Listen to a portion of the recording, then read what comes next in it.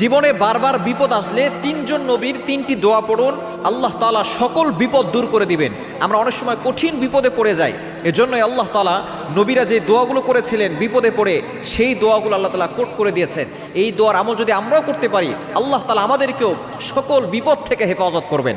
এক নাম্বার, হযরত ইব্রাহিম আলাইহিস সালাম একটি দোয়া পড়েছিলেন। যখন নমরুদ তাকে আগুনে নিক্ষেপ করেছিল, ইব্রাহিম আলাইহিস সালাম তখন আল্লাহর কাছে একটি দোয়া করেছিলেন। এই দোয়াটা আল্লাহ তাআলা পবিত্র কোরআনুল কারীমের ভিতরে আয়াত হিসেবে নাজিল করে দিয়েছেন।